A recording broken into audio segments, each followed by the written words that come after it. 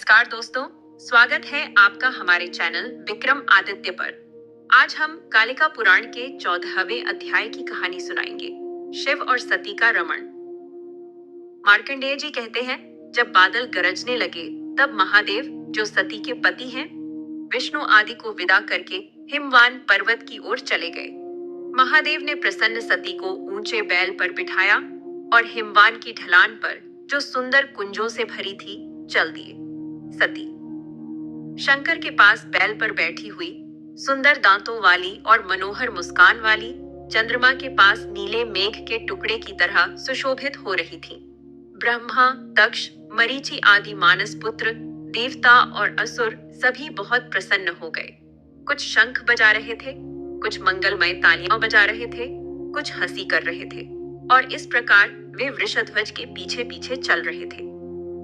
ब्रह्मा आदि को शंभु ने विदा कर दिया था, फिर भी वे परम आनंद के साथ कुछ दूर तक उनके पीछे चले। फिर ब्रह्मा, मानस पुत्र और अन्य लोग शंभु को विदा कहकर अपने अपने स्थान पर तेज रथों से चले गए। सभी देवता, सिद्ध, अप्सराओं के समूह, यक्ष, विद्याधर आदि जो वहां आए थे, हर द्वारा विदा होने पर अपने अपने स्थान को लौट गए। वृषध्वज के विवाह हो जाने से वे सभी बहुत प्रसन्न थे। इसके बाद हर अपने गणों के साथ कैलाश के सुंदर स्थान पर पहुंचे और अपनी प्रिया सती को बैल से उतारा। फिर विरूपाक्ष ने दाक्षायणी को प्राप्त करके नंदी आदि अपने गणों को पर्वत की गुफा से विदा कर दिया।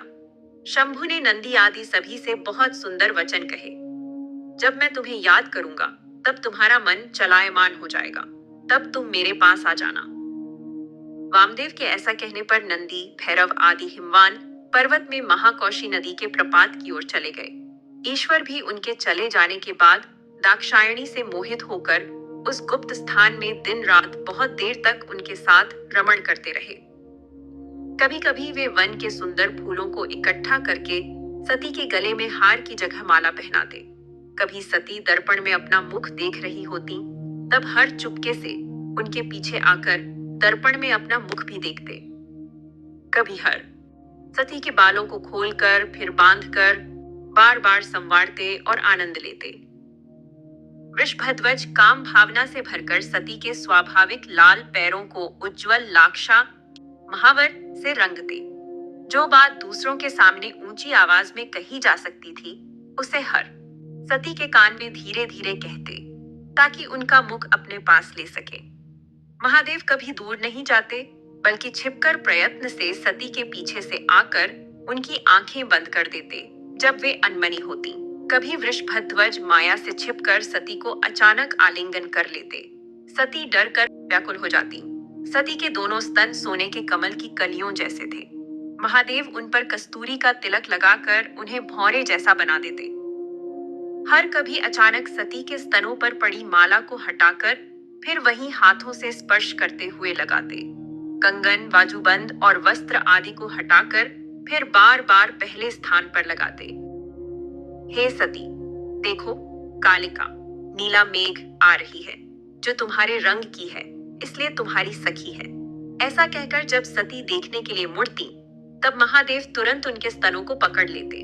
कभी कभी प्रमठों के स्वामी काम से उन्मत्त होकर अपनी प्रिया के साथ विभिन्न नर्म क्रीड़ा करते। शंकर कभी वन के फूल और कमल लाकर सती के पूरे शरीर को फूलों से सजा देते। सती के पति हर बहुत प्रसन्न होकर सती के साथ पर्वत की सुंदर कुंजों और वनों में विहार करते।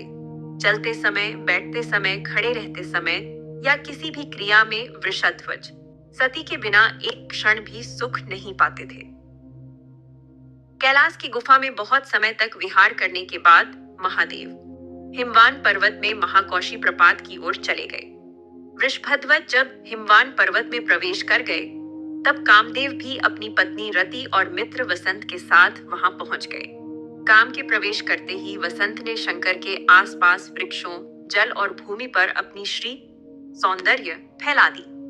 सभी वृक्ष पूर्ण फूलों से लद गए, लताएं भी सुंदर फूलों से भर गईं। जल में कमल खिल गए और उन पर भौरे मंडराने लगे।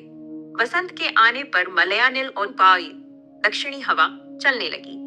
सुगंधित फूलों की खुशबू से स्त्रियां मोहित हो गईं।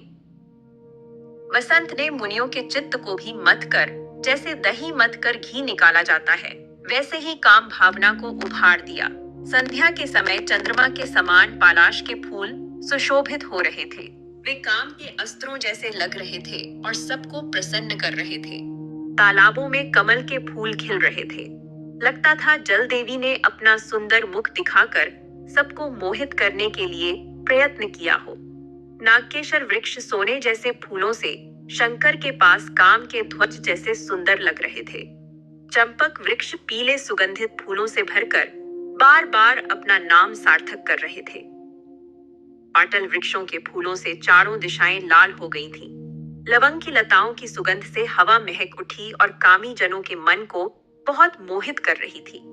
वासंती फूलों से सुगंधित बलवज घास और भौरे कामुक रति से मिश्रित होकर मनोहर लग रहे थे। आम के वृक्षों की नई कोपलें अग्नि जैसी चमक रही थी। लगता था वे काम के बाणों से ढकी हुई हैं। स्वच्छ जल कमल से भरा चमक रहा था, जैसे मुनियों के चित्त दिव्य ज्योति से प्रकाशमान होते हैं।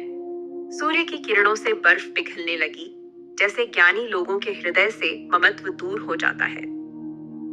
कोयल निर्भय होकर प्रतिदिन मीठी आवाजें कर रही थी, मानो काम के धनुष की प्रत्यंचा की आवाज हो।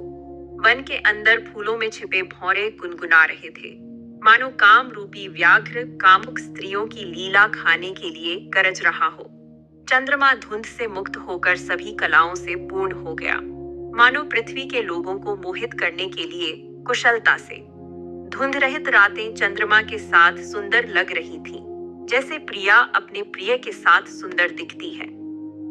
उस सुंदर समय में महादेव सती के साथ पर्वत श्रेष्ठ हिमवान के कुंजों और गुफाओं में छिपकर बहुत देर तक रमण करते रहे। दाक्षायणी भी सती शुभा उनके साथ वैसी ही रमण करती थी, जिससे हर उनके बिना एक क्षण भी शांति नहीं पाते थे।